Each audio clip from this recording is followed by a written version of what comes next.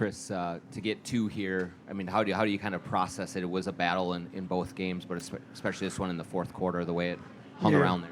Yeah, I mean, I thought a lot of the game we were not as sharp as we needed to be, particularly on the defensive end, and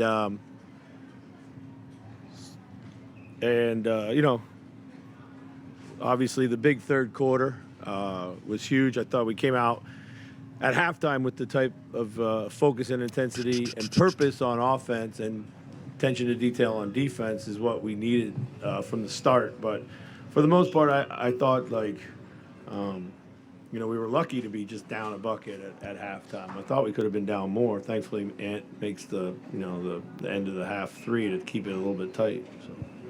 What did you see just for offensive execution in the third quarter that allowed you to kind of solve what they were doing much better? Yeah, we just moved the ball. I mean, we didn't pass the ball. There was so much holding and surveying and holding and surveying, going nowhere, not doing any of the things that we talked about when they were in that zone.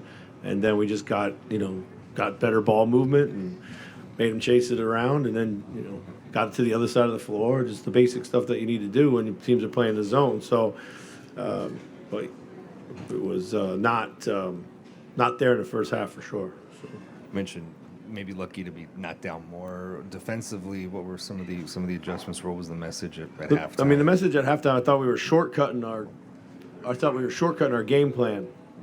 Okay. I didn't like our on-ball physicality for one, and then I just thought some of the routes we were taking on defense, we were just kind of too loose.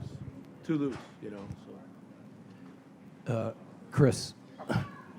Yeah. I know you had the halftime break there, but how much do you think Ant's shot there at the end have set the tone for his third quarter there? Well, I mean, I think it was huge because it felt like one of those games where we were going to struggle to find a rhythm, and like I said, I thought we might be down 8-10 at halftime with the way that we had played, but fortunately, I thought his shot kind of made it pretty much an even game, and if we came out and played with the type of purpose that we needed to, I felt we were going to be okay. So. How have Ant and Julius complemented one another since the trade, and what did you get out of them both tonight in particular? Yeah, no, Julius had the great start to the game. Ant obviously had the great third quarter. Julius has found Ant a lot early in some, DHOs and seeking him out in transition, early attacks. He's found him in driving kick situations or just kick out situations. Has led to a lot of catch and shoot threes, which Ant's obviously up that amount this year. And then Ant's done a really good job of trying to find Julius in the post, and that's led to a lot of really good offense for us too. So that they've done a really good job of playing off each other.